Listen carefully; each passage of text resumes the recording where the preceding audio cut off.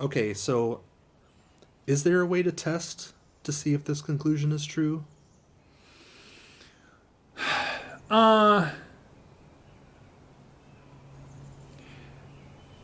There's a way to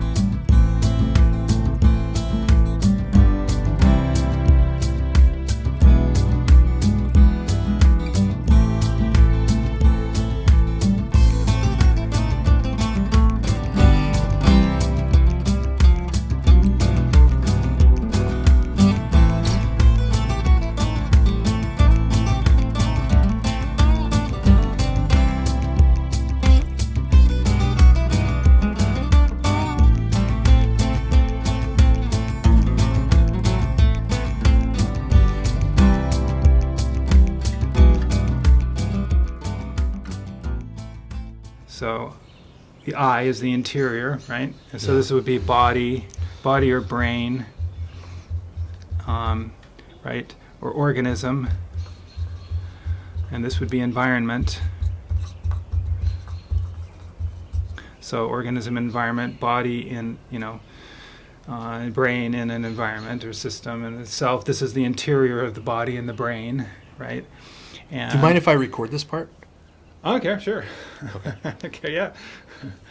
Yeah. But I mean, I have all kinds of diagrams. I mean, I have tons and tons of, things that summarize all this, on my computer. So. Got it. Yeah. Okay, so now this is just and off this the is top of my head. And this is all of this. This is his what he calls his quadrant system.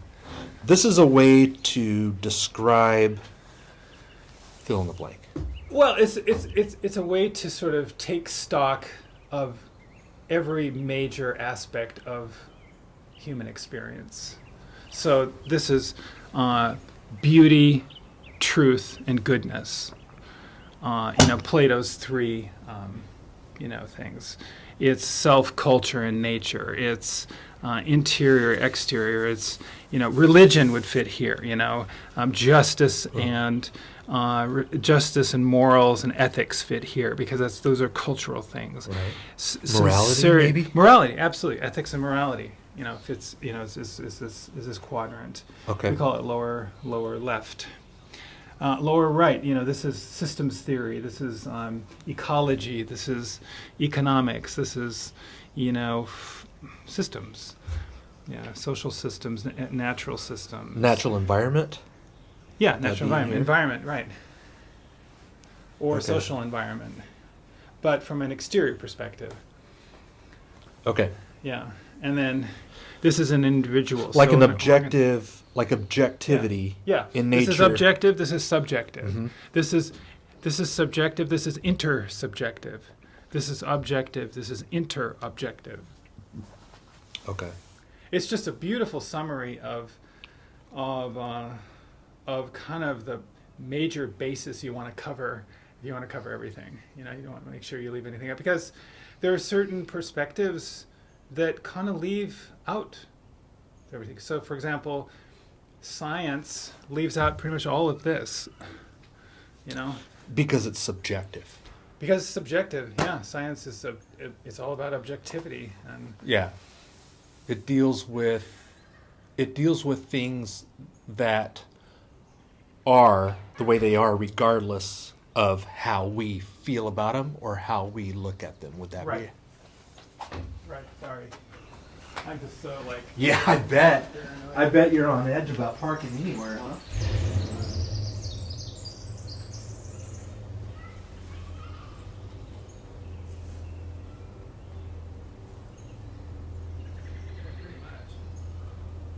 I heard from the muffler guy who did our muffler that Dan and his wife came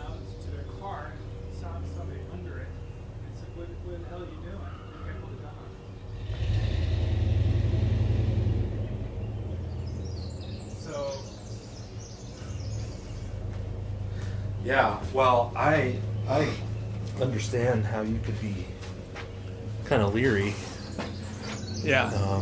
right now. Yeah, man, it's like people are losing their catalytic converters when they go into Capitol Mall to shop. Come out in their car and it's gone. You know, it's just happening everywhere. It's just petty crime is rampant. Yeah. I mean, look at, you know, they got our cars broken into, and it's just going like in waves. All I don't know. It's funny. Yeah. But let's talk about this. This is more Okay, fun. so I think my question was, science deals with this part because science is Deals with interested in things that are in things that have nothing to do with how we look at it or how we feel about it. Pretty much, right? Exactly, right. They're just interested in truth, in Right. empirical truth, establishing the truth of something, you know, objectively, so that anyone who does that will see that, you know. So that's the truth. Yeah. You know, if you do that, then you'll see that. Right. It's not, you don't have an opinion about it. That is what you will see if you do that. Stuff that's measurable, repeatable, Yeah. predictable, all those things. Yeah. And then this has to do with, you know, cultural agreement, you know, mutual agreement. Social constructs. So that what is the good? What is the good? What is the good? You know, what is right? Yeah. What is right? What is good? The morality part. Ethics, justice, you know, which is, you know, kind of where religion hangs out, pretty much. Yeah. Yeah. And then self, you know, this is you know, the mind. The internal subjective. Yeah, the internal. Your personal your experience. subject. You know, Personal what you experience, feel, feelings, what you think, what you, emotions. Yeah, everything. Yeah, everything. Right. Okay. From the perspective of the I. Right. Right. Yeah. So. And this is like science being able to study your brain. Right. Yeah. So from this perspective, you know, your brain, you know, neurons, you know, synapses, neural systems, brain talking to, you know, sensory motor workings, and, you know, brain scans, and looking at, you know, all that stuff. All that stuff that's, and it's still science. It's still concerned with getting to as close to truth as possible, right? Like yeah, yeah, and then and then here, this, you know, this would be more like subjective experience. There's another field that's that goes here, that's called phenomenology.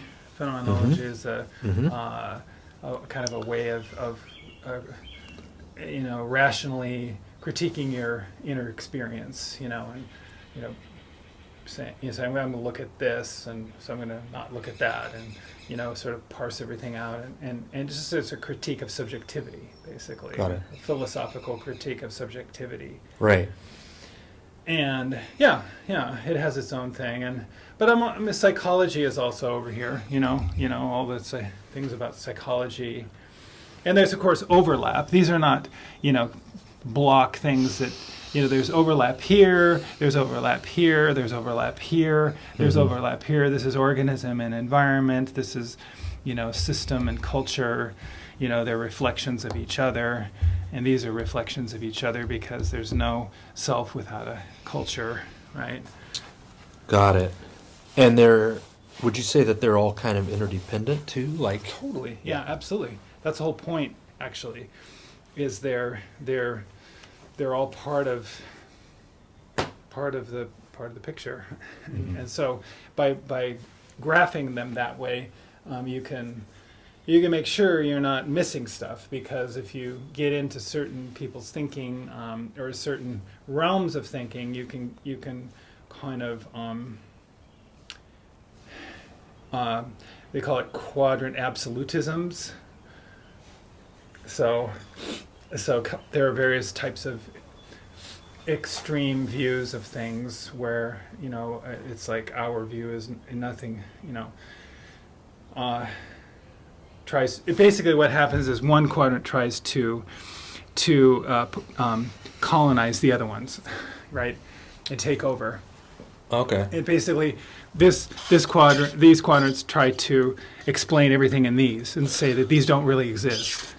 I see. Yeah. Oh, okay. So or this one tries to take over these and say these don't really exist.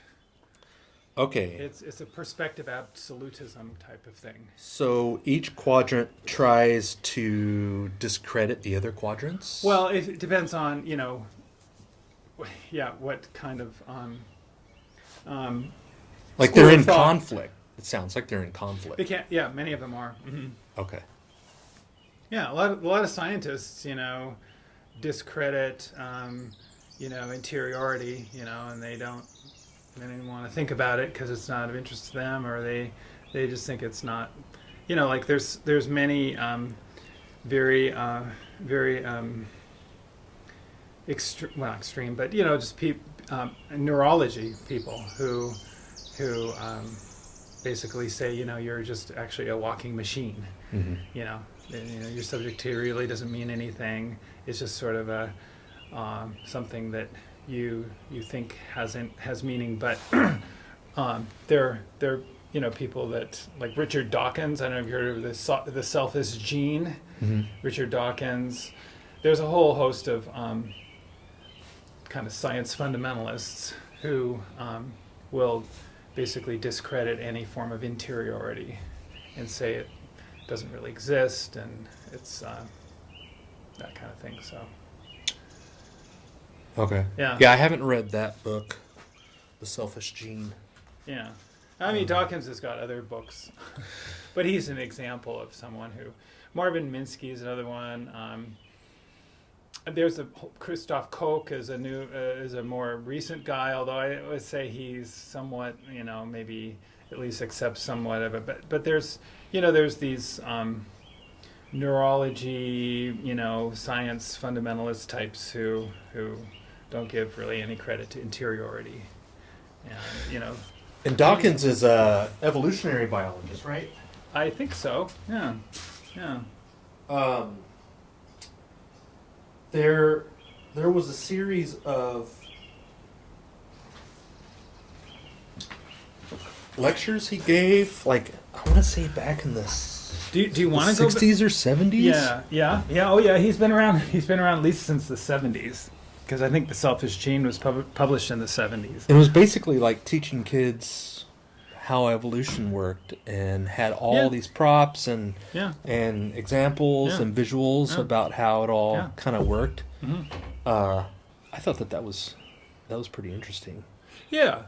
I mean, there's a lot of science types who, people get, the world of specialized studies. People tend to sort of fall into a certain type of entrenched, mode of thinking, and so they're not interested in other approaches, and so they tend to not everybody, but they tend to want to see everything through their own lens, and discredit other approaches, and devalue things like psychology, or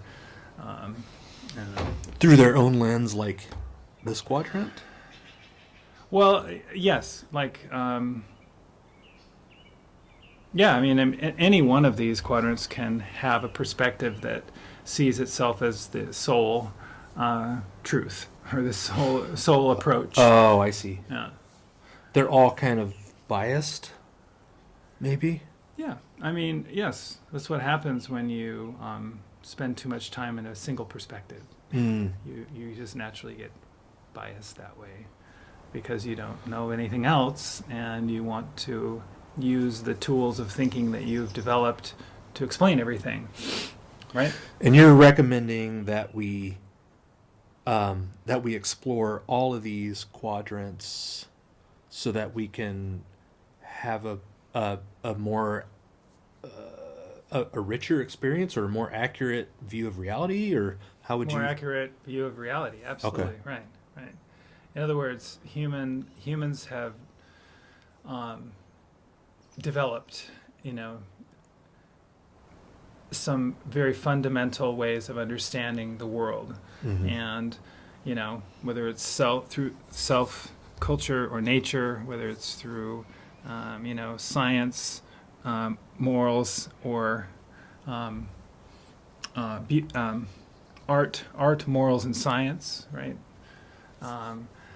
It's or through beauty, truth, and goodness. Mm-hmm. You just want to make sure that you're taking account of all of those, and that that each one has its own validity apart from the others. So you won't say that the validity of these approaches is can describe the validity of those, because it can't.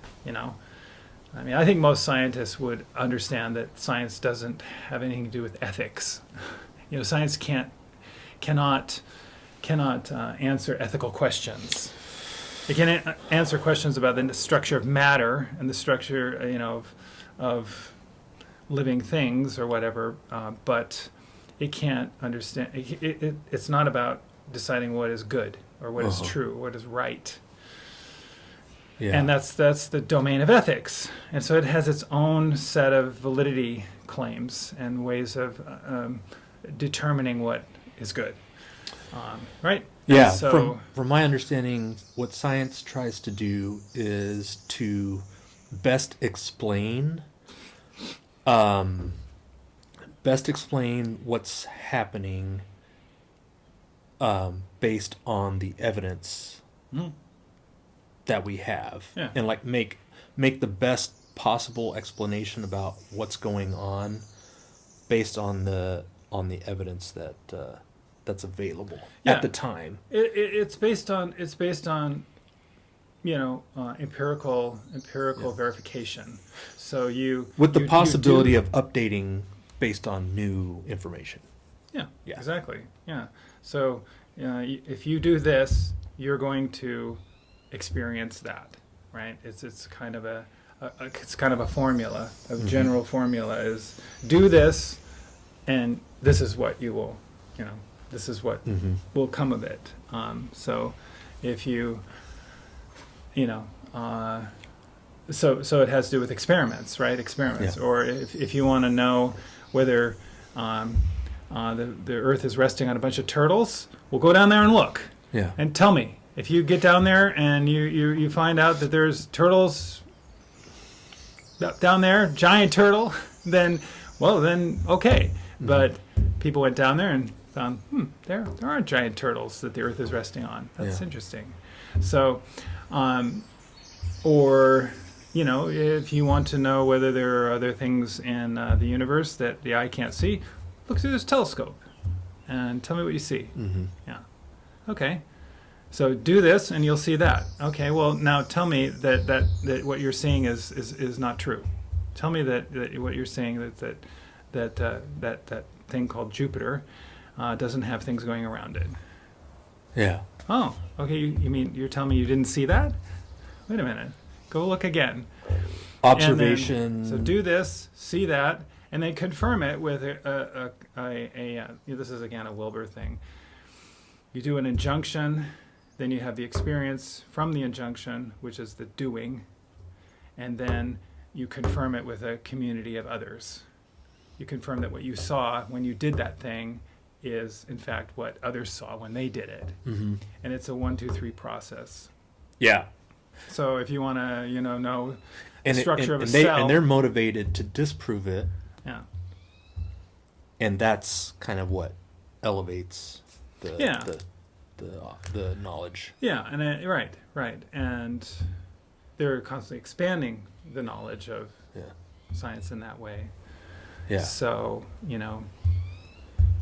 let's see if the sun actually bends light. Yeah. Yeah. Well, what does that mean if the sun bends light, right? Right. During a full eclipse, you take a position of that star right there, and when the full eclipse comes, and you realize that the star has shifted in the sky slightly, how does that? How does that?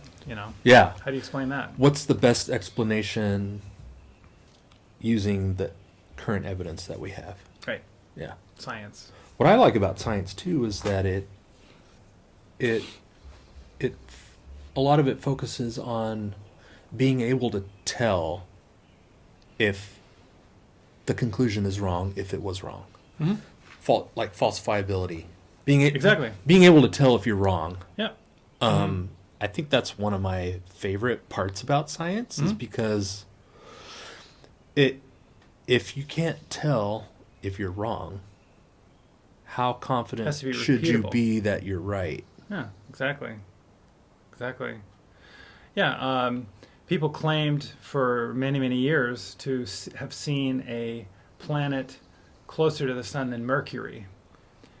And the reason they did is because Newton's laws were so completely believed to be the truth of the world that because there were anomalies in the orbit of Mercury, the only explanation was there had to be another body that was perturbing it. And because they were able to discover Neptune by the anomalies in the orbit of Uranus. So Uranus was discovered, so they didn't even know Uranus and Neptune existed until like the 1700s. And then they discovered Uranus visually, kind of by accident. And then after measuring Uranus's orbit, they realized that, whoa, according to Newton's laws, it's not matching up. There's something disturbing it. I mean, because Newton's law says it should have been there. Yeah. And because this other thing was there, it affected according to our measurements, Newton's law says it should have been there, but it wasn't. It was over here. Yeah. And so, wait a minute. So Newton's right. Newton's laws predict everything, and they do actually, except. And so here they're taking measurements of Uranus's orbit and finding anomalies that don't match up with Newton's laws, and they're going, well, shit, something's going on here. So a guy sits down in France who knows Newton's laws and celestial dynamics and orbital dynamics and stuff, and he pens out on paper where you should find a further body out in space. The guy's name was Leverrier. And Jean-Joseph Leverrier sat down with pen and paper and wrote out Newton's laws and said, there's another body located here.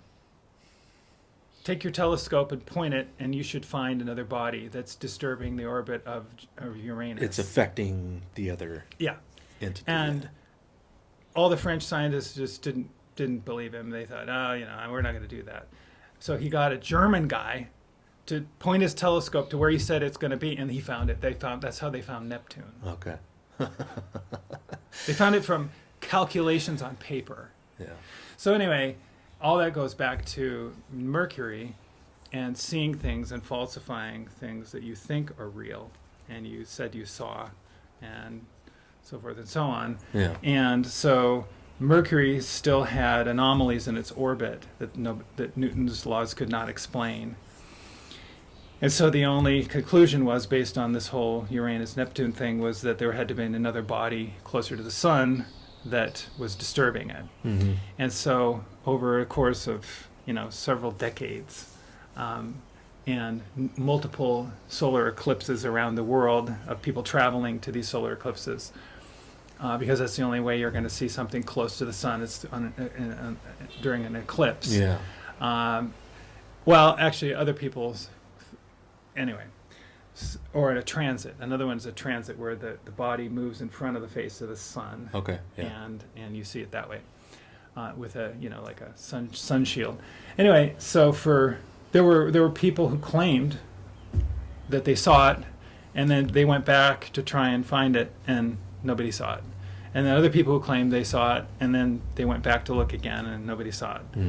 Mm. So that happened over I don't know, probably most of the 1800s.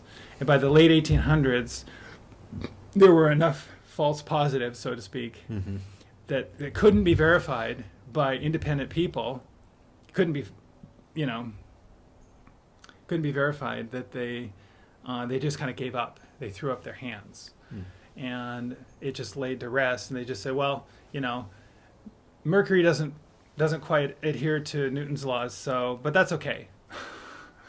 Right? It's kind of like today, dark matter. Yeah. Well, yeah. we got to have this stuff out there called dark matter because that's what makes our equations work. Yeah. And the equations got to be right. The equations are right, and so we're going to call this stuff dark matter and throw it out there because that's what explains the measurements we're getting. The expansion of the universe and all that. That's the only way we can explain it. So it sounds like it wasn't until Einstein came along, and he just totally recast space and time, and showed that through his theory of relativity, you could explain why Mercury had this weird orbit, and you didn't need Newton's laws. Yeah. It's almost. It sounds like it's just a really, really cool. I just read a book on that. I'm kind of telling you about this book I read. The dark matter of the gaps, kind of. Yeah, I mean, we don't know, therefore, science, dark matter. Yes. Yeah, and I think science is always that way. You're never going to have a complete view of science that doesn't have some kind of mystery force or mystery entity or mystery something that you can't explain.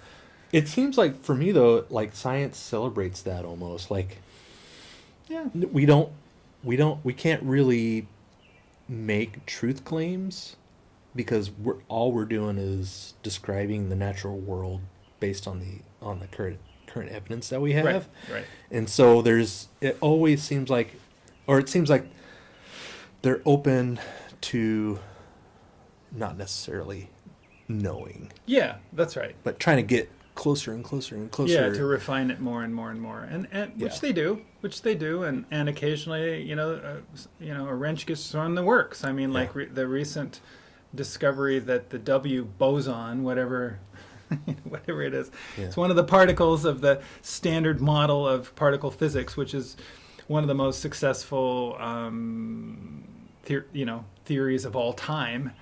The standard model of particle physics.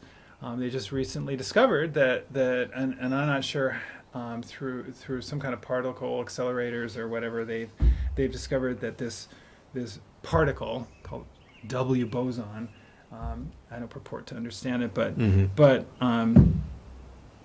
it's too heavy. It's like significantly too heavy, and it just has thrown a wrench into the whole works of the standard model. Too heavy to fit in the model that they have. Yeah, there's a predicted weight that it should be, and it's not that. It's considerably more, and that just like throws everything into like, oh no. Now we got to investigate more. Oh no. I don't really. Again, I pretend to understand the math. Any of the math of it, and that's so, cool. But no, I think if you're interested in this stuff, Quanta Magazine is an online magazine. Quanta that focuses on computer science, physics, and cosmology, and all kinds of stuff. Really cool stuff. Mathematics, and they have some really interesting articles in there. On the nature of time, on the nature of new discoveries in gravity, and new things on number theory, and one thing or another. So it's a pretty cool magazine. I'll have to check it out. It's free, Quanta. You can get it online, I suppose. Yes, yeah, and it's free. Okay. And thanks for. I understand our last conversation a little bit better now that I see the visual of this, so I appreciate that. Yeah, our last conversation was based on.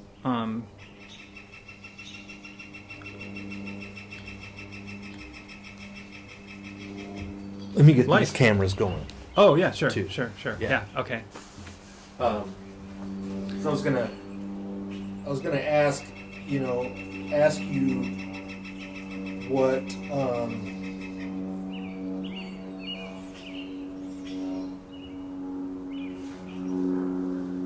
wanted to kind of pick up where we left off Sure. last time. Yeah, we could kind of, summarize or review, because I've got these books here, and we could kind of just recap the basic idea. I could do that real quickly. Yeah, I have a. It's up to you what you want to talk about. I have another suggestion, this experiment that I've been wanting to try. Okay. And I've never tried it in real life yet. So. Okay. But yeah, whatever's on your mind. Like I said, this kind of helps me understand kind of what you were talking about last time. Okay. Yeah. I mean, I can tell you how that fits into this, in a sense. Okay. Right? Yeah. Go for it. Well, Wilber's one of his main concepts is the idea of a holon. And a holon is a whole part. HOLON. A holon. So it's kind of like a electron or something on, right? It's a whole part. It's not a part, and it's not a whole. It's a whole part. Okay. Or a part whole, whatever. I mean, it's both whole and part. And the idea of a holon is that everything in the world is made up of holons, and the world is organized according to whole parts. So there are parts and there are holes and there are the holes. Each hole is a part of another hole, which is a part of another hole, and is part of another hole, right? I mean, if you think of the structure of matter, right? Organisms, right? That's kind of how things are set up, or it's a way of looking. It's a way of looking and seeing, so that we're not dealing with just holes on the one hand or parts on the other hand. There's always a interplay of higher and lower, upper and super and sub, whatever. Anyway, so the idea of holons is to kind of help understand how things are organized, right? So you wouldn't say my keys are a holon, because my keys are not organized. They might be organized in a whole part fashion, like the carbon molecules and the iron molecules are organized in a certain way to make up how this key is, right? Mm-hmm. Carbon being the plastic, and iron being the metal, and so forth, and whatever impurities are in there and so forth. But this isn't a holon in the sense of what Wilber's talking about. This is an artifact. Because it was made by a holon, a human. It was just a holon, and it doesn't have any kind of, it's an artifact. It doesn't have any kind of agency. Holons. Humans are holons? Yes, every living thing is holon, in a certain sense. So, because living things are based on a hierarchical structure of atoms to molecules, to macromolecules, simple molecules, to macromolecules, to subparts of cells, to multicells, to organisms, and so forth. And so all of those are steps in a whole part relationship that is organized in a certain way. I mean, you could say a house is a holon too, because it's made of bricks, and each brick then makes a wall, and then each wall makes a room, and each room makes up a floor, and each floor makes up the building, and then the building is part of a group of buildings, and that's another. But that's just a different whole part relationship. It's very different than the relationship of living things. So anyway. So by dividing the world into holons, and there are, based on this, there's individual holons and social holons. Social holons are are basically societies or groups of things, groups of individuals. Okay, so holons aren't work necessarily together. tangible. Or what? Like, I can put a human in a bucket, but I can't put the idea of a community in a bucket. Would that be Right? Yeah. So that's one of the distinctions between individuals and groups, is that an individual is a contained entity that you can draw a circle around and say that it's that. But a social holon, you can't do that. A social holon doesn't really have a boundary. An individual holon has a boundary. Your skin is the boundary of your organism. Okay. Right? But this ecosystem is a system. It's a social holon of individual organisms interacting together, but it doesn't have a boundary. I mean, where do you draw it? Do you draw it in the park, or can you draw part of the park, or do you draw? Or just like our society. Our society has no real boundary. Is it the outline of the United States that's our society? Is it the outline of Washington State that's our society? Mm-hmm. So there's different ways that you can divide it. Yeah, right. Yeah. So social holon is not bounded, but each holon has its own sort of own type of agency. Okay. So, like for example, an individual holon has what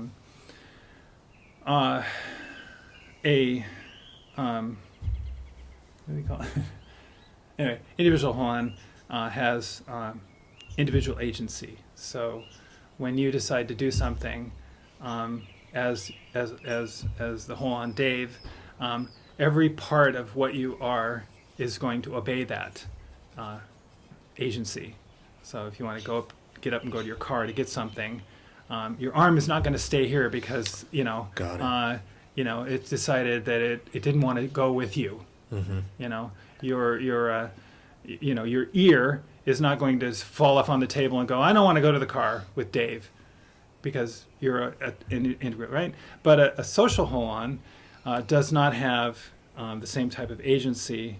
It has a nexus agency, they call it, which means that there's a kind of a group collective that decides that we do things this way. Because I could go to my car, but you could stay because you don't want to.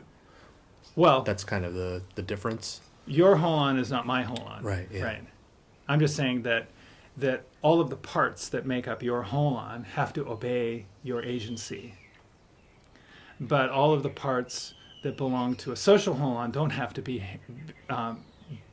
obey that same agency. So if we decide that you stop when you see a red light, that's the rule, that's the agreement of the agency of the social holon. Somebody who decides they don't want to stop for a red light is going to, not every member of the social holon is going to follow the agency of that, that has been decided of that social holon. It's just a different kind of agency. Wilber calls it a nexus agency, mm-hmm. which is kind of a loose idea that rules and regulations are decided on, the good, things, values and whatnot are decided on in a social collective thing. But not every member is going to follow that, right. In the same way that every part of you is going to follow your agency. I'm going to get up and go to the car and get something I want to get there. Right, yeah. Your ear's not going to say, no, I'm not going to go with Dave. Yeah. But my ear doesn't have agency. Your ear does not have separate agency from you. Yeah, definitely. Your ear is a part of you. So anyway, this is just the idea of holons, social and individual, versus artifacts. Uh-huh. So this shelter we're under here is an artifact. It doesn't have its own agency. It's not going to, it was constructed, and over time it's going to deteriorate. Right. So they talk about holons, social and individual, artifacts, which are things that are produced by holons. Everything we make, our cars, our cities, our buildings, they're all artifacts, because constructed by humans. And then there's, they sometimes call them heaps, but I like to separate it between aggregates and heaps. Heaps are just random assemblages of things, like a pile of dirt or a pile of anything, a random collection of stuff. Like maybe a mountain. A mountain is. That's not really random completely because, the mountain's got structure, it's got minerals, it's got, forces that gave rise to it. And so I like to kind of sometimes think of things as aggregates because there's some kind of structure in those. Like crystals have structure, but they're not a holon in the same way that, an amoeba is a holon. So getting back to the embodied mind, is that holons are the only kinds of entities in the world that have interiors. So that's why where the interior comes in. A holon, this is a holon. The quadrants make up a holon. In other words, it's not just this, the individual. If you take an organism, the organism has an interior, a body, an exterior, but it's part of an environment or a system that itself has an interior.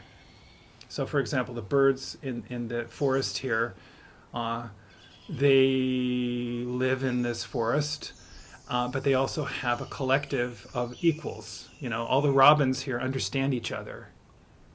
They live in this environment. This is a robin, a single robin, living in an environment. Uh-huh. But the single robin also has other robins that it lives with, has to find a mate, and the robins understand each other. They understand robin world, so they can mate and eat and cooperate and navigation, or fight or whatever. And so there's the whole. So robins have an interior, just like any. Would their navigation system be part of that totally. interior? Like, totally. I need to know how to get back to this tree to get to take care of my yeah. That's young. They have to know what to sing when to give out, distress calls, when to give out mating calls, when to shut up, when to say nothing, when to go eat, where to eat, what to eat, when to migrate, when to fly, when to not, Yeah. So all this is an interior understanding, of a robin holon, right? So holons are. When I talk about embodied mind, I'm talking about organisms that have interiority, So interior, exterior. And the reason, from the standpoint of embodied mind science is that, there's a certain way that living things are organized that gives them both an interior and their particular material organization gives rise to an internal organization or an interior. And they're one and the same thing. You organize matter this way, you have interior. You organize it even more, and you're going to have more interior. And on up the scale, you organize it even more, and you're going to have even more interior. And when I say more interior, I just mean other forms of interiority. There's the very lowest form, like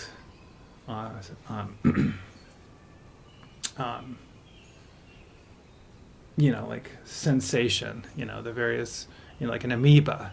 An amoeba can't think, of course, but amoeba can respond and has sensation. It'll move away from a threat. It'll move towards food, that kind of thing. So, so holons is the idea of things that have both interior and an exterior because of the way they're organized. But I would not say this key has an interior. There's nothing in this key that has any interior. There's the key of itself. Interior, the way that this describes interior. Absolutely. Yeah. Okay. The key is not a mental entity. And we were talking about mental entities I think on our first meeting. And my car is an assemblage of metal and plastic and other whatever things, and it's an artifact. It wasn't meant to be, have an interior. Yeah. You know. So. I have to admit, like, if I'm trying to figure out if something is accurate, I tend to kind of focus on this side of absolutely. things. Mm-hmm. And because you're looking for a certain type of accuracy, right? yeah, I'm interested in the accuracy that is Verifiable. accurate regardless of how we feel or what we think is right or or wrong. Right yeah. or good. Uh-huh. Because, you know, like you said, it's subjective. Right.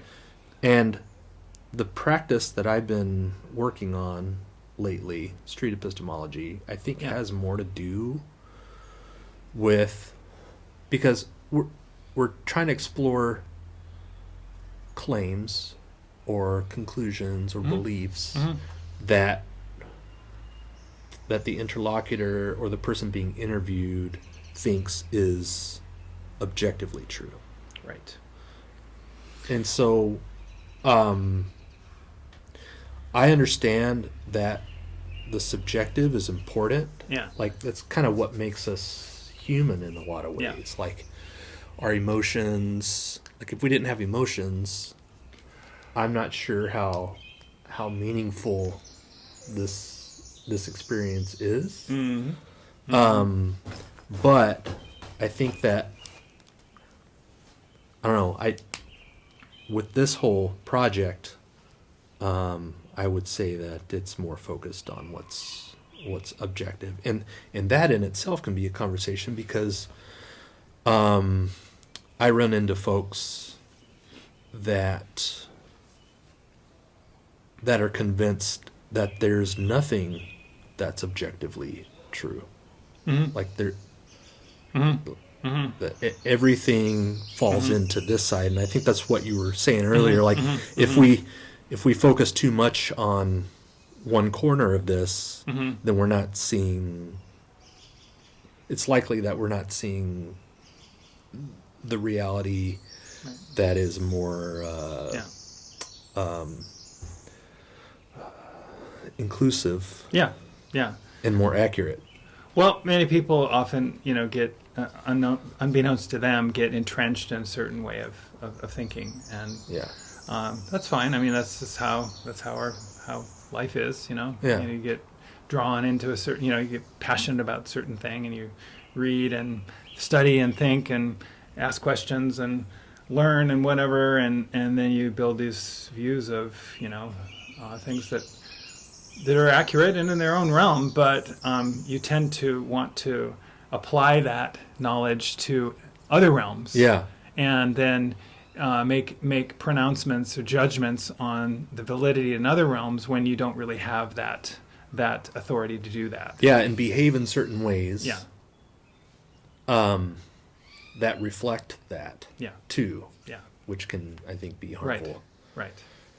I mean, the whole, if you want to just take an extreme example, the whole religious fundamentalist thing, that everything is, interpreted through sacred texts and the Bible or whatever, the Word of God or the Word of this, is a kind of way that this quadrant, that one aspect of this quadrant, because this quadrant can represent many things, then colonizes and tries to essentially say that all of the validity that is maintained in these quadrants by science is basically bunk, Yeah.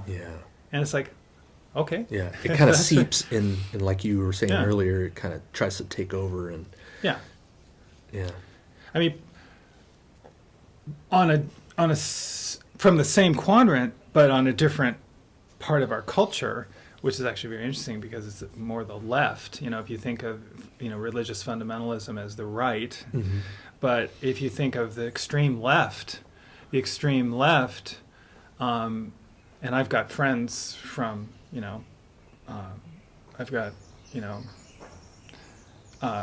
professor friends who basically maintain this, that everything's a narrative. Everything's a narrative. It's all it's all constructed narratives of language and culture and history, and that science is not real. Science is just a so it's this different. So you've probably heard of like deconstruction and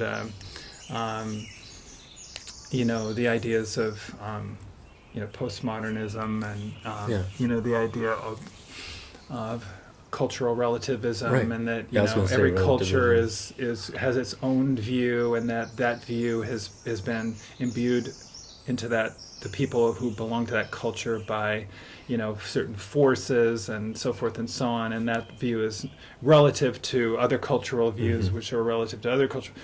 And my so truth, yeah, my reality, yeah, right. And so people who adhere to that sort of postmodern relativist, everything is a cultural narrative or culturally constructed through language and whatever. And power, that's another one. Power is one of their favorites. Will basically pronounce all of this to be,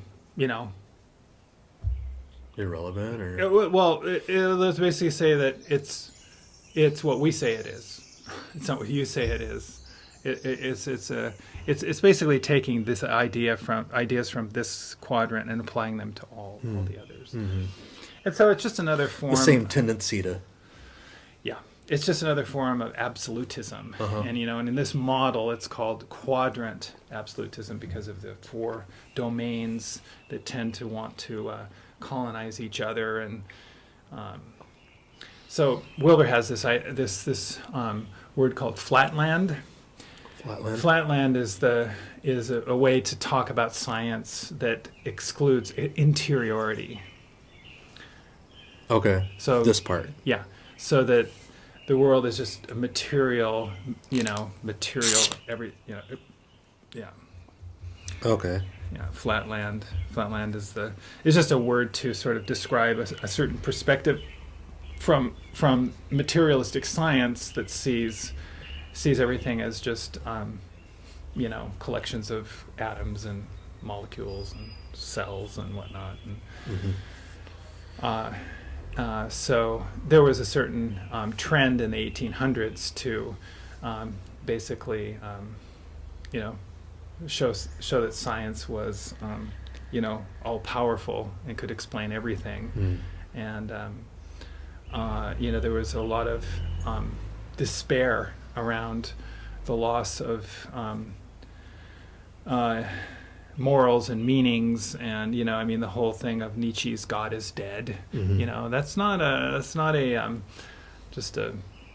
has a lot to do with the loss of interior meanings and whatnot. So, but anyway, yeah, I think we're getting away from the idea. Yeah. But yeah, you're right. So, for our discussion today, I was wondering if maybe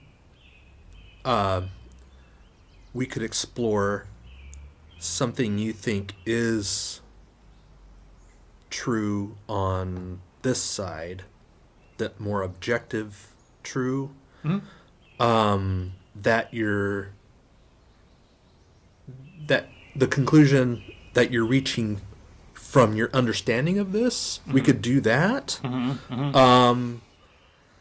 Or you can just pick something brand new. I have, like I was saying, this experiment that I kind of wanted to try sometime. We could do that, and that could be kind of a combination of them. Basically, what I was gonna maybe suggest. You can decide if you want to do it or not. I'm totally good with what you think is best. So, usually a street epistemology conversation will explore a conclusion that you have, and we identify what the conclusion is, or what the claim is, or what the belief is, and then I would ask questions from a neutral perspective to try to understand how you arrived and what supports your confidence that claim is true. Right. Objective. Right. Now, as you can imagine, that can cause some defenses to rise. Like if I'm questioning, well, Sure. how did you decide that was true? Sure. Yeah. And People so, are like, what do you mean? I know it's true. yeah, Right. yeah. And a lot of times I'll have folks, whenever they're describing what their claim is and trying to describe the reasons that they're believing it, they tend to say a lot of things that don't add to the understanding of the epistemology part. Right. And so a few months ago, I had the idea of, because in street epistemology we're interested in three things, mainly, and so it's like a pyramid. Yeah. And the higher up in the pyramid, the less it matters really. So at the top we have the what, like what the claim is.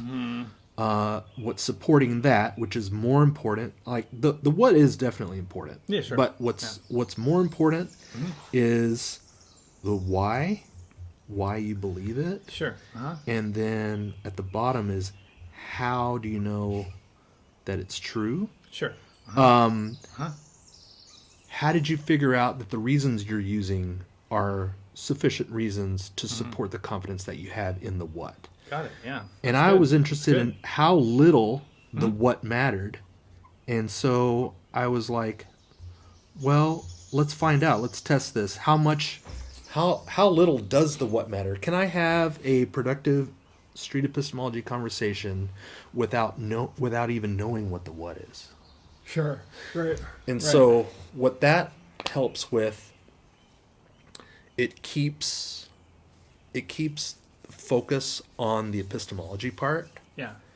Because we're not really, you're trying to keep the claim hidden from me. So you've got this conclusion that you're trying to not reveal what the conclusion is. This is part of the experiment. Okay. So the tendency of you describing a lot of things that have nothing to do with the epistemology is less likely to happen, which makes the conversation a little bit more efficient.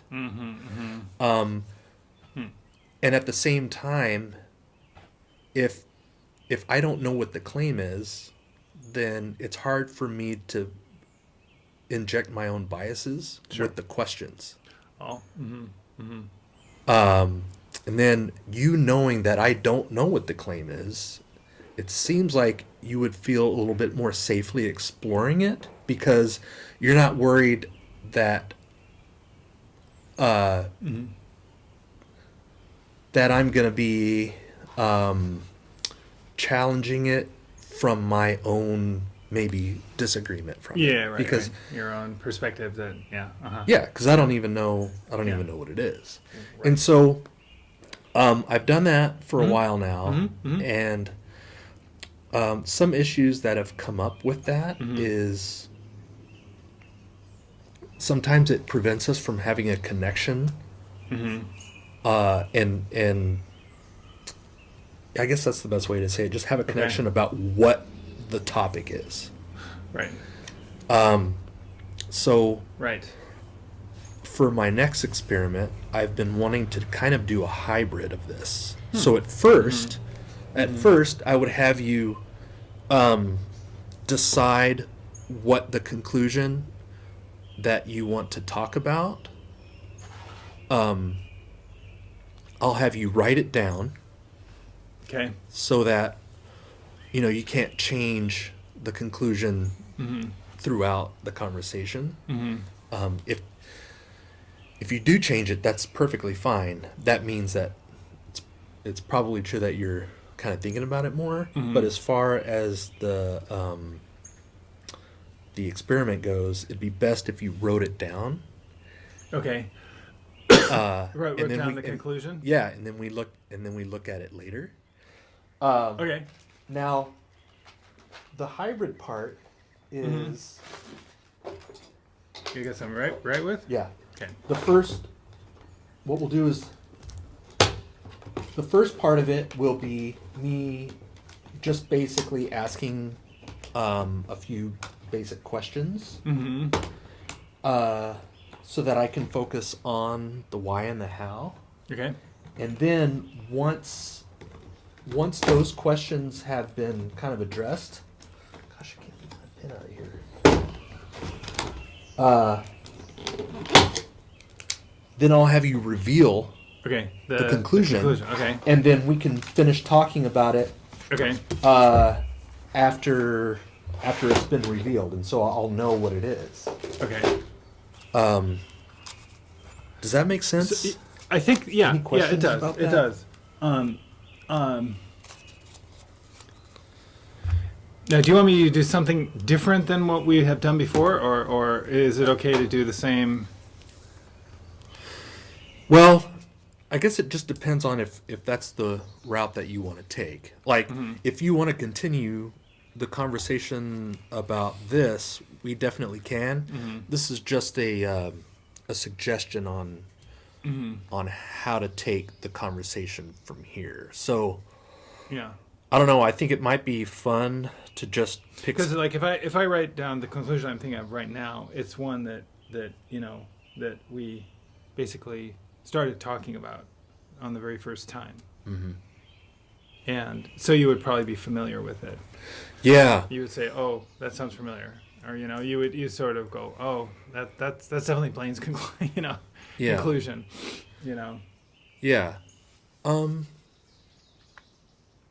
Is that kind of distracting? Well, it's just that truck was there before, and now it's over there, and Where the other cars are. yeah, and I'm just kind of like going. I'm Kinda waiting to hear suspicious. sounds of sawing, Uh-huh. or whatever. But sorry about that. No, that's okay. Yeah. But does it make sense with? Yeah. Well, we can do a quick one of these with something completely different, Okay. and then we can come back and talk about this if you want. It's up to you. Well, so you're wanting me to write a conclusion about something. Yeah. And then I'll ask you questions that explore your epistemology with the idea that you don't want to reveal what the claim is. Okay. I'll ask you questions, and you'll try to answer them in a way that doesn't reveal what the claim is. Okay. Okay. I guess I could try that. I mean, I also brought my can of words too, if you need ideas. Oh yeah. No, I think I. So yeah, write down something that you think is true. And here's a couple of recommendations just to keep in mind. Yeah. It helps if it's something that you're fairly confident in. Like Sure. 50% confidence. Yeah. Yeah. Right. It doesn't, for the purposes Yeah. of the experiment, Yeah. it may not be that meaningful. Huh? If you could form it in a way, in a positive manner, meaning instead of saying this book does not exist, you would say something like, this book does exist. So like X is true instead of X is not true. It just makes it easier for us to explore it if it's something that, if you frame it in a way where you think something is true and not something that's not true. Right. Yeah, so we can start there.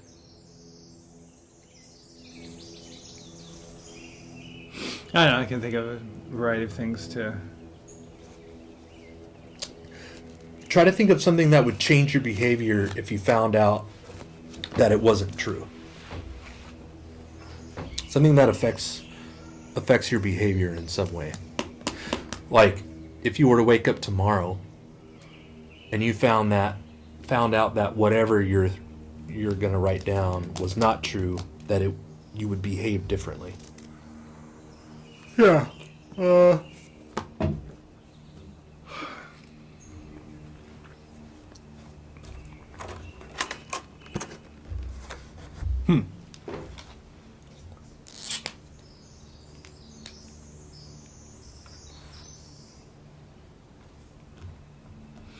Well, I'm going to just try this because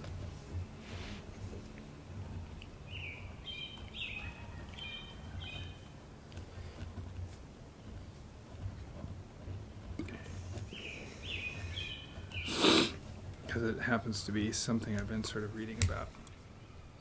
Okay. Cool. Very simple. Awesome. Very simple. Something you're pretty confident about, I assume. Yeah. Okay. Cool. All right. So I usually start out with the question of how important is it to you for your conclusions about the world to be accurate? Like, Just in any sense? Just generally, yeah. From how important is it to me that for your conclusions about the world to be accurate? Another way of phrasing it is, how important is it for you to be believing true things? Very important. Okay. Like on a scale from 0 to 100, where would you put yourself? Well, it depends on what you mean by true things, right? Yeah, and accurate. True according to who? True according to what? True according to science? True according to sort of our general culture's belief in things, but the objective the realm of objective truth, which I would say in our culture has to do with science, empirical science. And how important do I think it is to be true in that sense? Yeah, I would say 99%. Okay. Important. Yeah. Okay. Yes. Got it. Okay. Now think of the claim that you've got, or the conclusion or belief. How confident are you that is objectively true? 100% confident. Okay. What does 100% confident mean to you? Does that mean that there's no way that you could be mistaken? Well, in the realm of science and scientific measurement and everything that science is based on, it has to be true. It's as true as, this table is hard. I mean, what do you mean by hard? You mean that I can't push my hand through it without a lot of force. So how true is that? I mean, who's gonna say that this table is not hard in relation to my hand? I mean, it's not a bucket of water. I could put my hand into a bucket of water. A bucket of water is not hard. A bucket of water gives way to my hand and allows me to push my hand through it.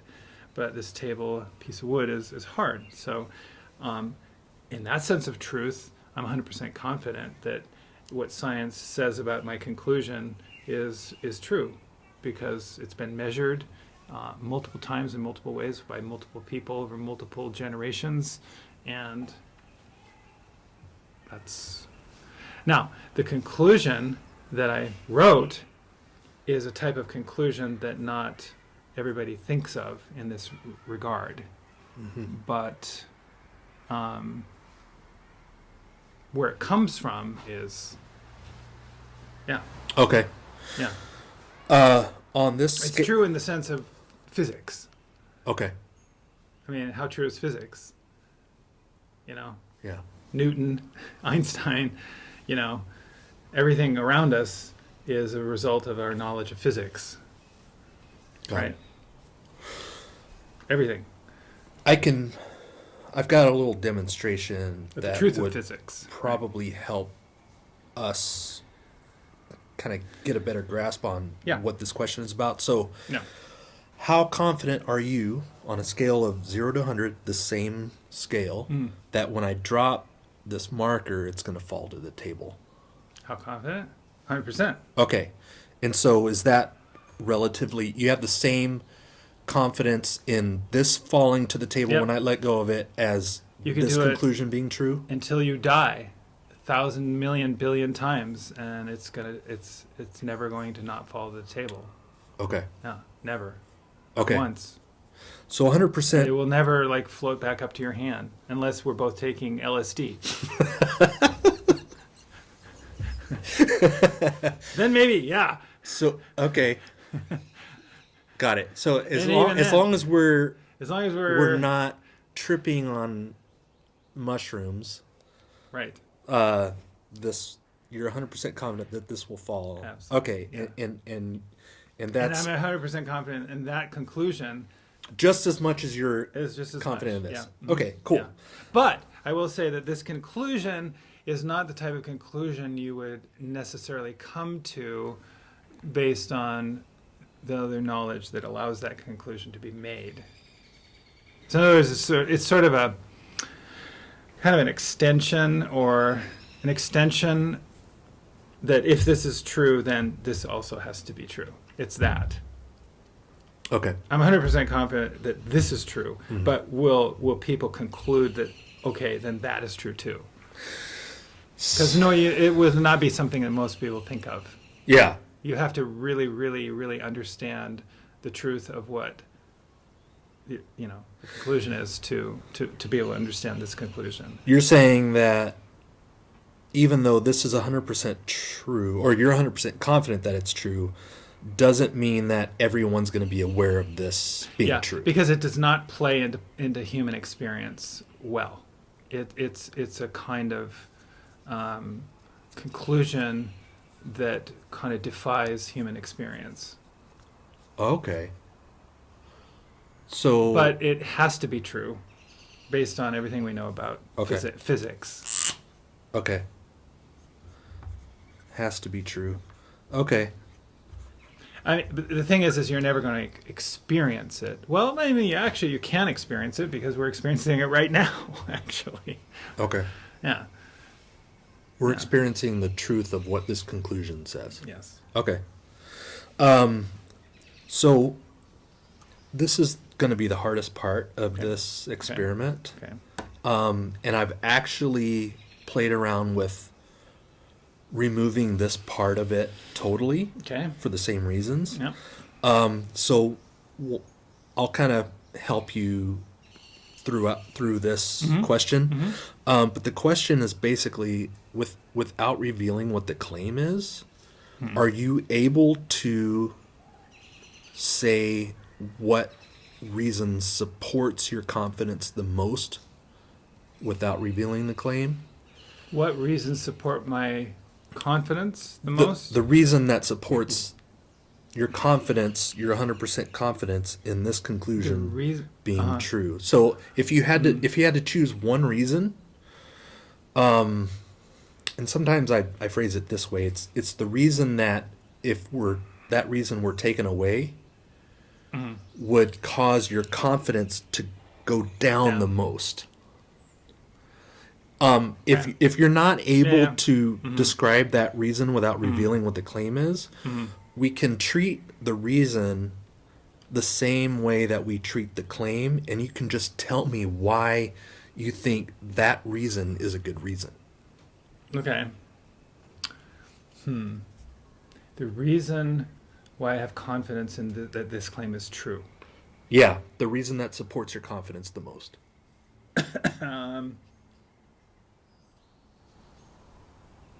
Well, I guess just the reason is that there's it's just been shown over and over and over the consistency of the conclusion. It's been demonstrated. It's consistently shown to be true, not only through experimental results but through mathematics. Okay. I mean, if this is wrong, mathematics is wrong. Okay. If this is wrong, every measurement we've ever taken in this realm is wrong. Okay. Every verification that every measurement is previous measurement was true is wrong. So in other words, there's a consistency across domains and across human experience that shows over and over and over that this is the way it is. Can you describe the experiment? Can you describe the demonstration? Well, there are many, really. There are many that verify it in different ways.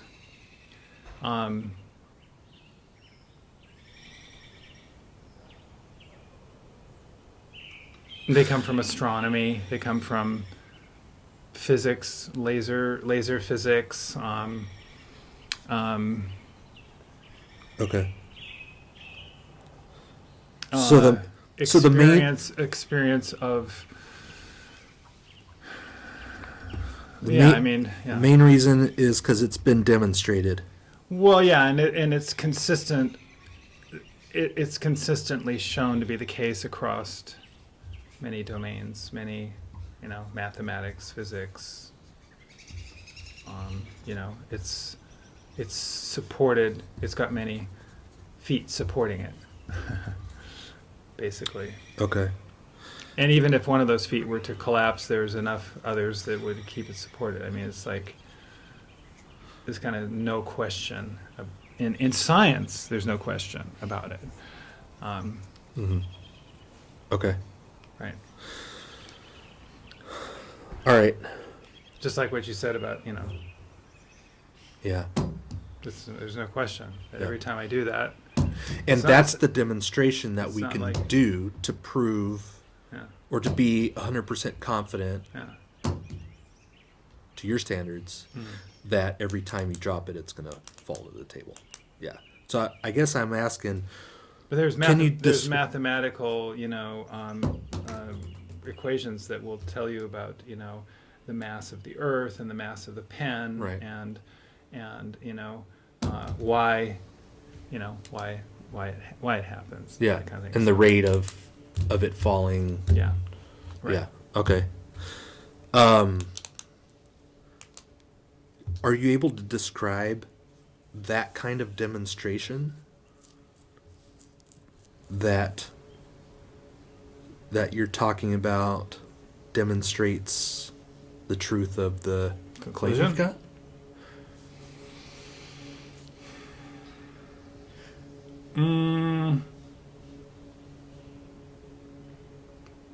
Say again. Am I able? I'm interested in the demonstration. Okay. Am I able to talk about the demonstration of what supports this conclusion? Yeah, because the main reason is that it's been consistently shown or demonstrated through science. Yeah. Okay. Do you have a description of that demonstration?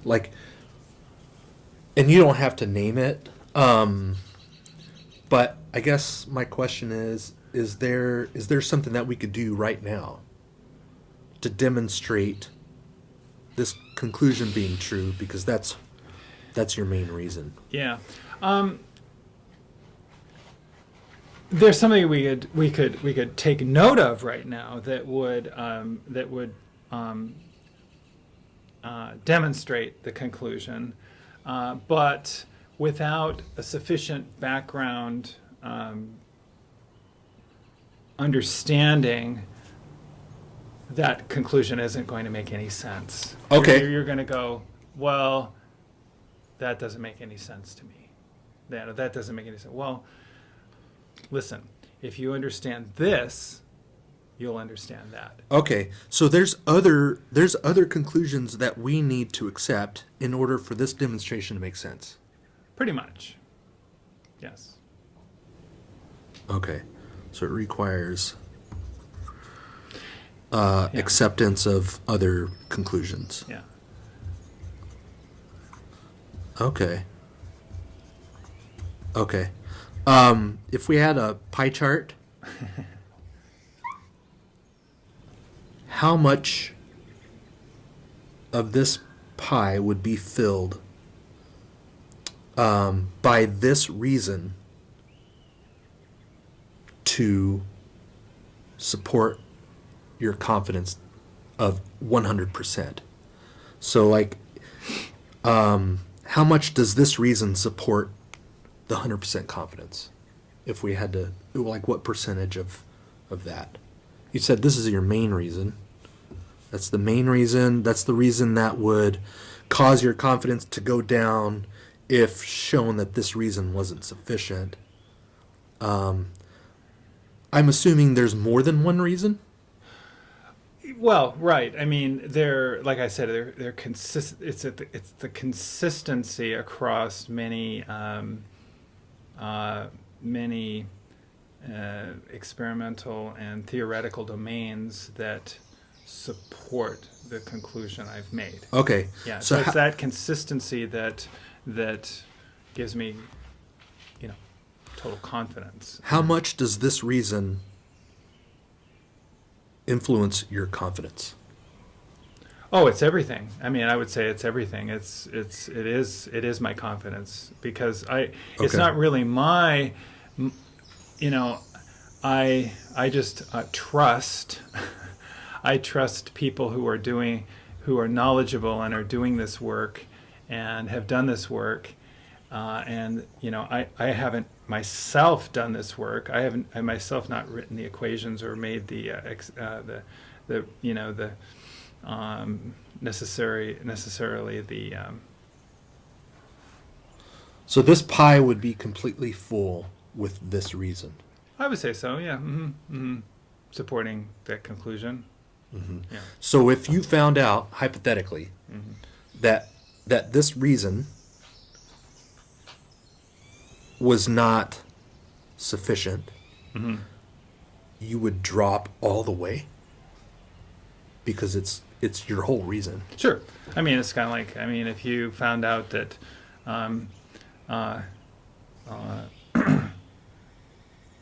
if I found out that dropping the pen yeah.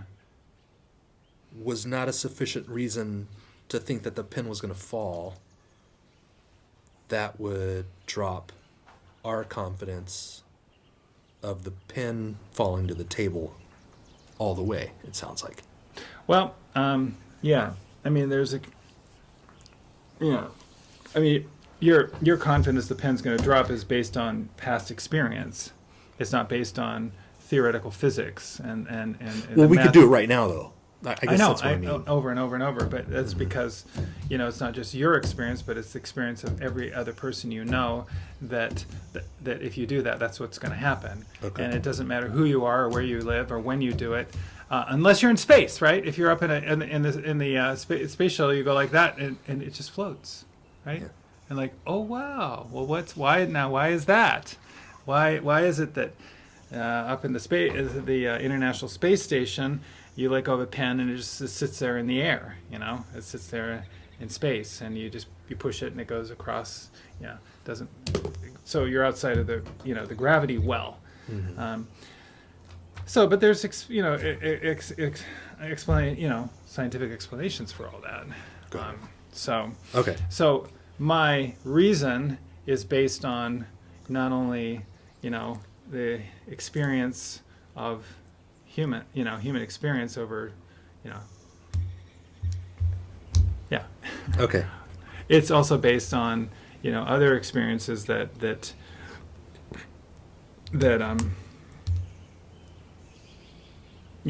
show things to be the case. Yeah. So, would you say it's an inference? Like you're using inductive reasoning? Sure. Yeah. Okay. Yeah. Mm-hmm. Okay. Yeah.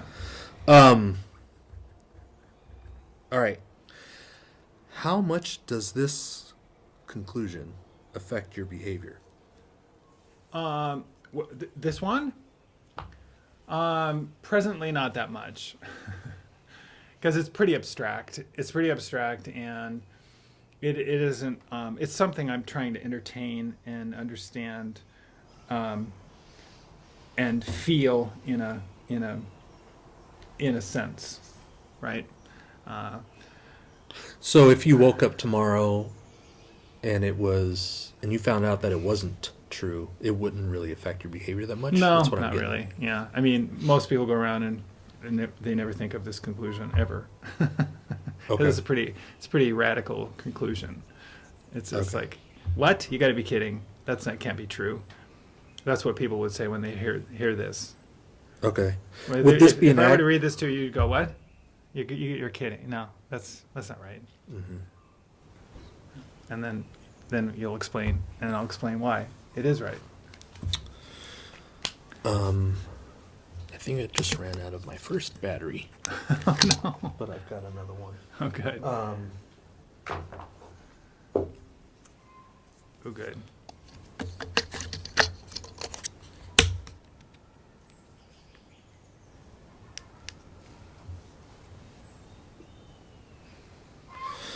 Okay. Okay. So would this be an accurate representation of how much it affects I'm your gonna have to go behavior? pretty soon. Yeah, at some point here. Okay. Yeah. Compared to the other ones here, like generally true or 99%, is important for you to be believing true things. 100% is the claim being true. 100% being how much the reason affects your confidence, and then behavior is way down here. Is that Oh, that it would change my behavior? Yeah. If I found out it wasn't true? right? Yeah. Yeah. Okay, Yeah. pretty low. Yeah, pretty low. Okay. On this scale from 0 to 100, how sufficient do you think this reason is for making conclusions about other stuff? Like, would this be a good reason to use to reach a different conclusion? Not necessarily an opposite one, but just other conclusions about the world. The reason that I gave why this conclusion is true. Yeah. Yeah. So say again. The reason is it's been consistently shown and demonstrated. How sufficient is that as a reason to come to conclusions generally? Oh, very sufficient. Okay. Yeah. So you want to put a number on that, or Oh, God, I don't know. 90, same as 90 something, 97, 98. 90s? Okay. Yeah, sure. Got it. Yeah. Yeah. That's cool. Yeah. And I don't hold you to this. It's just kind of a way for both of us to kind of visually see where you're at. Yeah. Is there so is there a way to test to see if this conclusion is true?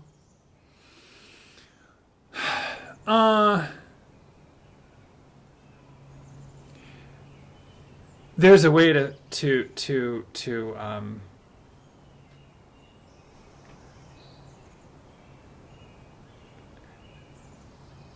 it depends on what you mean by test.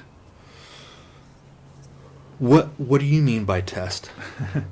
Well, you can refer to your own experience at any moment to show that this is true.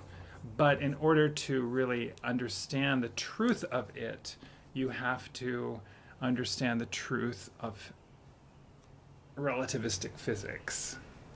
Okay. And that's kind of where you're talking about it requires acceptance of other conclusions? Yeah. Yeah, it means that in order to understand the conclusion here, you have to understand what we know and have measured about the universe. Okay. About space and time, particularly. Is there a way to find out if this is not true?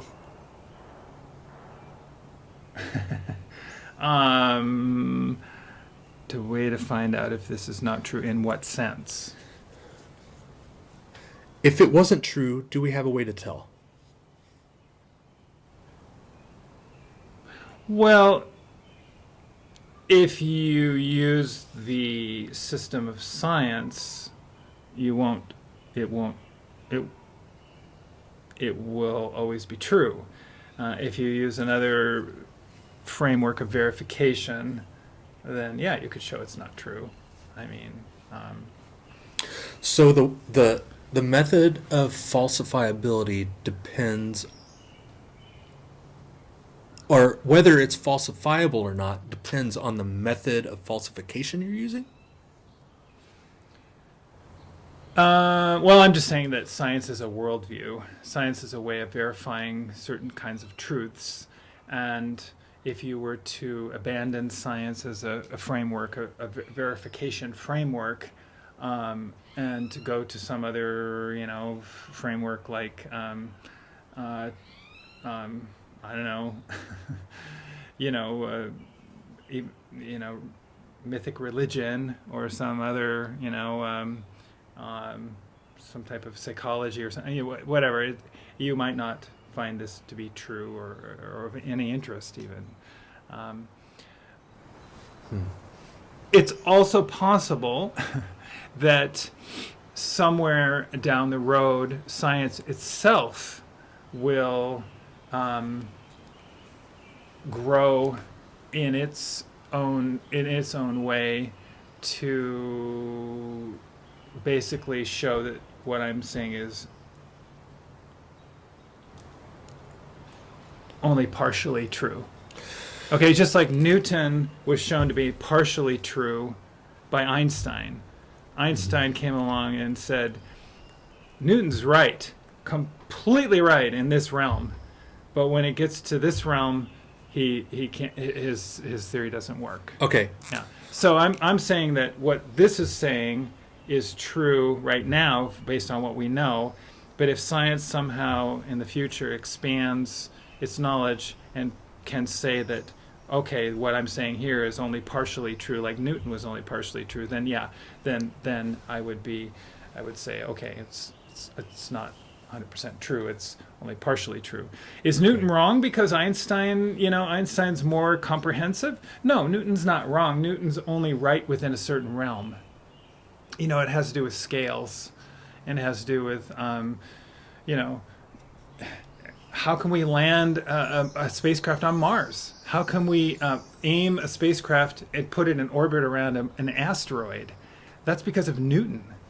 That's because of Newton's laws and Newton's understanding of gravity and trajectories and momentum and acceleration and all that. And rockets that can perform all that can put a tiny little spacecraft launched from Earth into space and encounter something far away in space and end up in orbit around it. That is damn incredible. Mm-hmm. And that's Newton. That's not Einstein. That's Newton. But Newton can't describe certain aspects of the universe that have to do with the very large and the very small, and other things. So we need Einstein's views, and so that doesn't mean Newton's wrong. Newton's only right within a certain realm. We expanded our realm and understanding, and now Einstein's right. Einstein in a sense we could say transcends but includes Newton. Mm-hmm. Doesn't mean Newton has disproved Newton, because Newton is 100% right within the realm that he works. It's just that Einstein is a broader view. And that's what I'm saying about this conclusion, is that maybe somewhere down the road there will be some future view of science that we can't even conceive of right now that will recast our understanding of space-time and matter and energy and forces and whatever, and show that Einstein was partially right. Okay. Yeah. Am I understanding correctly that current science, there's no way to tell if this was wrong, if this was incorrect? And yeah, right. And it's possible that science might be able to show us ways that this could be incorrect, but not currently. Yeah. Okay. Yeah, no, it's verified thousands of times a day by all across the globe. By technologies we use, by everything that we are and we as a society. Just like gravity, just like dropping the pen. What this conclusion is based on is as solid as gravity is solid. In other words, based on these reasons. Yeah. Okay. This is my last question, 'cause I know you got to go. Okay. And stuff. Okay. Are you going to want to know the conclusion? Yeah. Okay. Yeah. Okay. And we can talk about as much as you want to. Fun. It's kind of fun. Good. It's kind of a mind bender. Okay. What my question is, could somebody conclude something and say that it has to be true, that they trust it, they base it on their experience, it's inductive reasoning, and that is currently unfalsifiable for something that is not true? Could somebody use those reasons and arrive at a false conclusion? They say that it has to be true, they trust it, Mm-hmm. they're basing it on experience, Mm-hmm. it's an inductive argument, I guess you could say, and it's currently unfalsifiable, meaning that currently we have no way to tell if it's not true. Right. Could somebody use those Uh-huh. to arrive at a conclusion that is not accurate? I suppose. Yeah. I mean, Okay. I suppose. Yeah. Yeah. So if that's the Anything's case, possible. if that's the case, if somebody could use these reasons Mm-hmm. to arrive at false conclusions, Mm-hmm. is 100% confidence the best place to put yourself as far as this conclusion? Again, it's all relative to frameworks, and with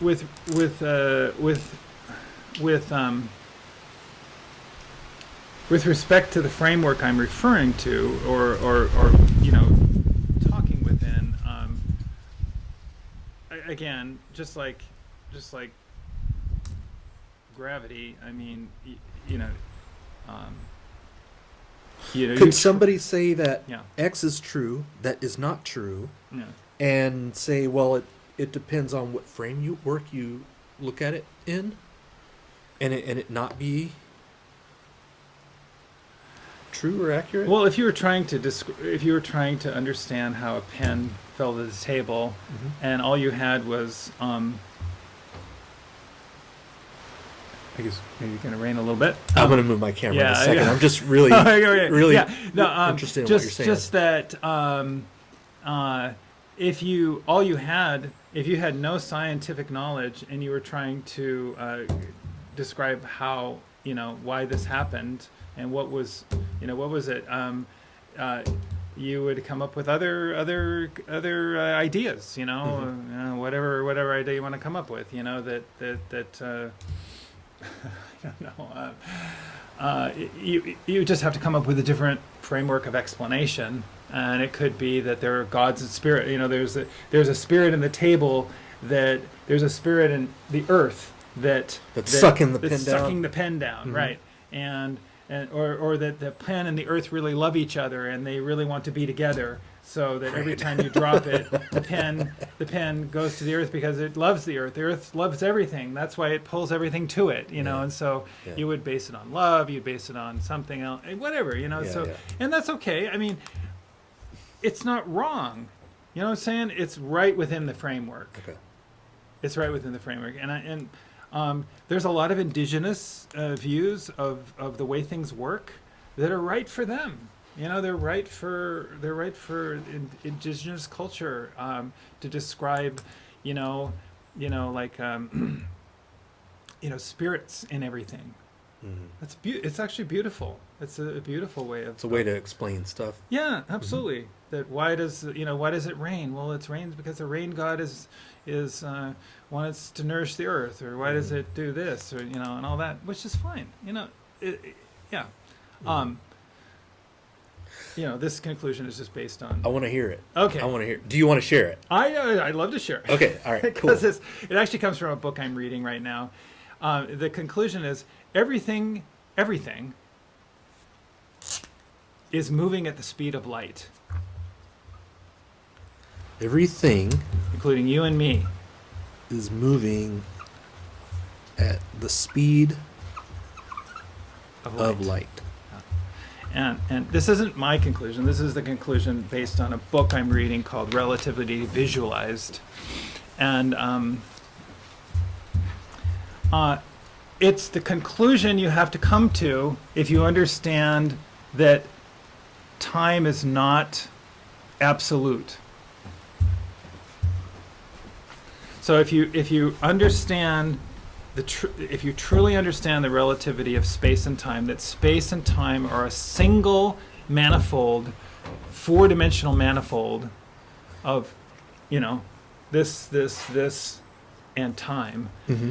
If you truly understand that, and you understand that the speed of light is absolute within this manifold, which allows us to see each other and Mm-hmm. everything. This is the only. This is a conclusion. This is not the only conclusion. This is a conclusion that you have to come to. And how can you say that everything's moving at the speed of light? Well, we're just sitting here. How can we be moving at the speed of light? Well, because we're moving through time. It's hard to wrap your mind around because it doesn't make any sense. But the fact that we're moving through time means that we're moving through this. Because we're moving through space-time, that time is part of space and it's all one sort of thing. The fact that we're in space, but we're also in space. We're actually in space-time. The fact that we're moving through time, or that time is passing for us, means that it is basically how you feel. So how do you feel right now? You feel like, I feel like a normal guy. I'm just sitting here talking to Blaine, whatever. Mm-hmm. But from this perspective of relativistic space-time, just the feeling of moving through time, passing time, that, the word I just said is now gone, and the words I'm going to say are going to come, that experience, or of the, the wind coming through, or whatever, is our experience of moving at the speed of light. Now, how do we know, right? Well, if you start actually moving in the relative framework of the space that we're in, and you move faster and faster and faster through space, it's been shown, that the faster you move through space, the slower time becomes. Until when you're moving at the speed of light, time goes to zero. So it's a direct relationship. So if you're not moving through space at all, you're moving through time. If you're moving through space at the speed of light, time goes to zero. And the faster you move through space, the slower time goes. And they've actually measured these things. They've actually measured how much slower time goes when you, ride an airplane, for example. It's a minuscule amount. I mean, it's like, if you were to fly around the world continuously, in a 600 miles an hour in a jet airplane for 10 years, you'd maybe shave half a second off your life, in terms of slowing your life down. And like the people that have gone into outer space. Right. They age at a slower rate. A slower rate, right. And this isn't speculative stuff. This isn't this is the demonstration. Stuff. This is the demonstration you were talking about? Right. So it's all of these things that we know about space-time and how it affects things, and the fact that time and space are united by the speed of light.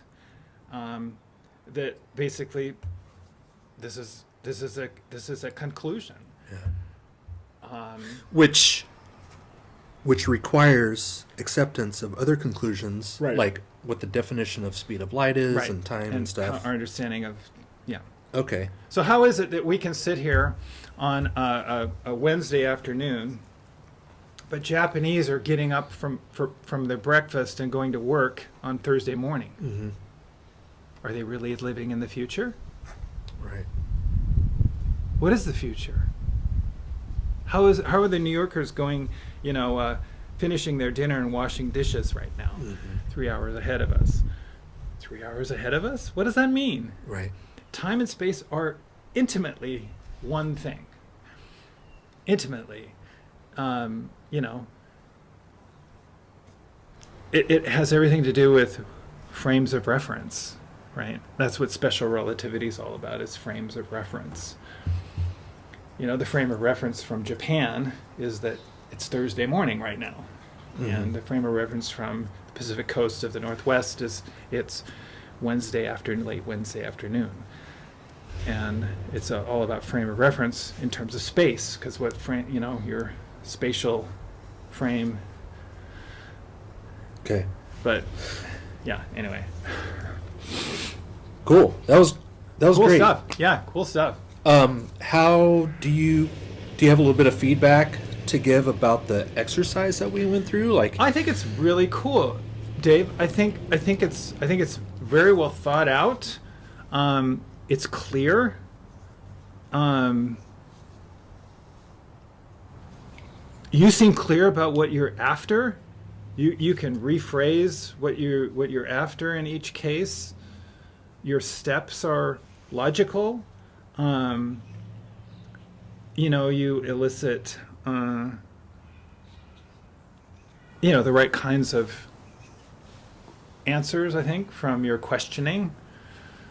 I think it's great. Okay. Yeah, I really think you've got it down. I mean, yeah, sure, you can tweak and refine a little bit, but I think the basic model is pretty cool. Cool. Yeah. I really appreciate that. Yeah. I think it's I can follow, it does seem logical, and I'm sure for each person it's so different, Yeah. Yeah. It's a choose your own adventure type of situation where you never really know, especially with the claim being hidden, at least at the beginning. Yeah. I had no clue what your conclusion was, but we were still able to. And that's kind of why I chose it, because it was different than the embodied mind. Living systems are mental systems, which is where we started, I think. Right. When we first met. So. Got it. Yeah. It's really coming down.